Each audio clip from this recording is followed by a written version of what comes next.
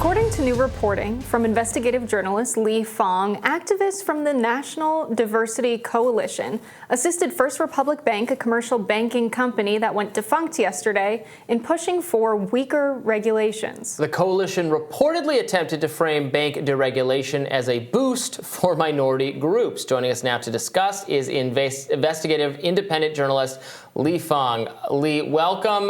Tell us more about this story. Well, following the 2008 financial crisis, legislators passed big financial reform laws. One of those, the main pillars of that law was this systemic risk assessment, the systemically important financial institutions, that big banks that could cause, that if they collapse, could cause a disruption in the banking sector and the broader economy. They should be under increased supervision and oversight. Their loan portfolio should be supervised. Their major decisions should be kind of passed through regulators. These were very special rules, but they set a $50 billion threshold initially. So mid-sized banks like First Republic, banks like Silicon Valley Bank, lobbied for many years to gain an exemption to those rules, and they ultimately were successful in 2018. They changed the threshold. They convinced policymakers to change those rules. So these rules never applied to these banks that are now failing. That's a big part of the discussion right now about these bank failures. Should they have been under more supervision? And so I took a look back at some of the lobbying tactics that these banks engaged in. And one slice of this is that when First Republic was going to regulators, to the Federal Reserve, to the FDIC, and saying, we don't want these regulations to apply to us as a mid-sized bank, they were working with the National Diversity Coalition, the National Asian American Coalition. These are these diversity groups, and they were going on the First Republic's behalf to policymakers and saying, don't apply these rules to First Republic. If they have to comply with these burdensome regulations, they won't have enough money to invest into minority communities, to give to philanthropic groups like ourselves. So, Lee, do you believe that only these activists with the Diversity Coalition were the folks advocating for this kind of deregulation? Because I've heard, Silicon Valley Bank and many other mid-sized banks were lobbying for quite some time, members of Congress, to increase the threshold from $50 billion to $250 billion for stress testing. So is it your belief that this solely came from the influence of diversity activists? Oh heavens no. But, this is, one kind of tactic, one of the many strategies used by the banking lobby. The banking lobby has a very powerful trade group, the American Bankers Association, that kind of acted like a super PAC that ran ads that thanked many of the Democrats and Republicans that changed this threshold, that created basically an exemption for banks like First Republic Bank. They hired dozens of lobbyists, former congressional aides to senior lawmakers of both parties.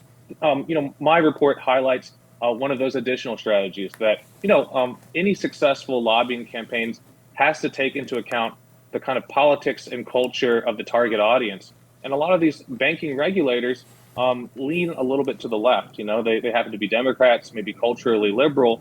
And if you want to influence that kind of set of policymakers, it's very useful to use these types of arguments that, you use diversity organizations, you use kind of these groups that call for multiculturalism. Asian American Coalition was very much branded as a social justice organization.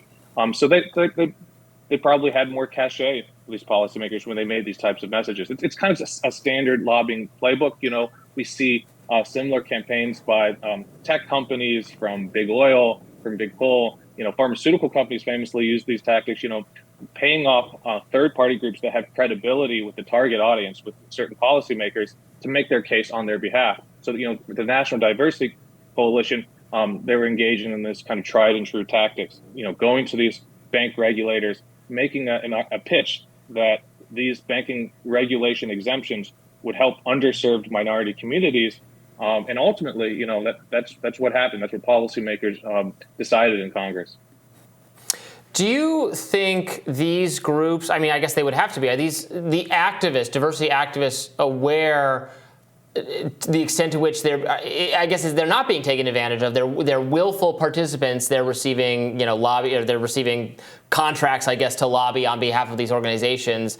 Maybe it doesn't trickle down to your person out on the streets with like a "we need more diversity" sign. If there are any of those up to that these days. No, but, sure. And this is a really important distinction. There are a lot of people who genuinely support the kind of rhetoric that's outlined in these letters that I posted. That support diversity, sure. But there's another set that I think deserves a lot more scrutiny. There are political operatives that receive big dollars from corporations. In this case, First Republic, but again, many others, that make very cynical arguments, that use the language of social justice, use the kind of symbols and rhetoric of diversity to press for basically corporate lobbying campaigns, for corporate deregulation.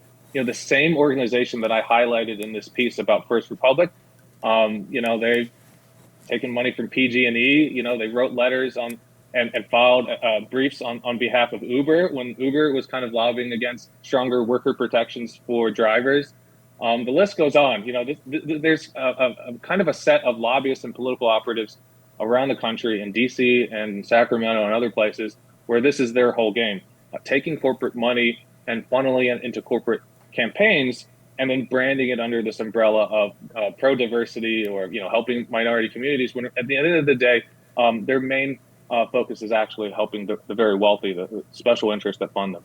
Unfortunately, we had this narrative after the Silicon Valley Bank collapse where people said, they were so focused on having diversity, equity, and inclusion that instead of focusing on this diversity, they forgot to focus on the diversity of their assets and stress test. To me, I think, maybe there wasn't the confusion that the meeting about the diversity in their assets wasn't conflicting with the diversity of, the racial makeup of the board and things like this, which they said was a distraction and why Silicon Valley Bank collapsed. I think that's a poor excuse. It's led people to say, diversity activism is the problem. Wanting diversity is the problem, which I wouldn't say that is the problem. The problem is, as you stated, the lobbying for deregulation.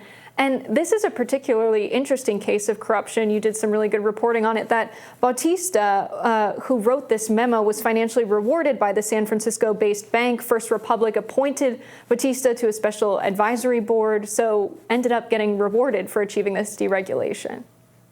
Yeah, that's right. And, to your point, I think, there's a way to split the difference and look at this in a very nuanced way. Perhaps, you can't blame racial or gender diversity for any of these bank collapse, issues narrowly, of course.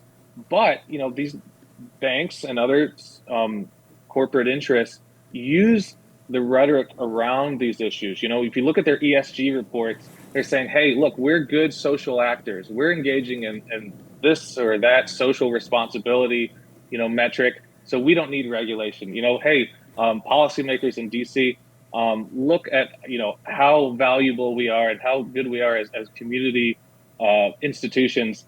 We don't need regulation. It's a little bit of a public relations tactic as well. So I think we should just be kind of holding these powerful banks and other corporations to a high level of scrutiny and not really trusting their kind of public relations or lobbying tactics. Li Fang, thank you so much for bringing this to our attention. Thanks for having me.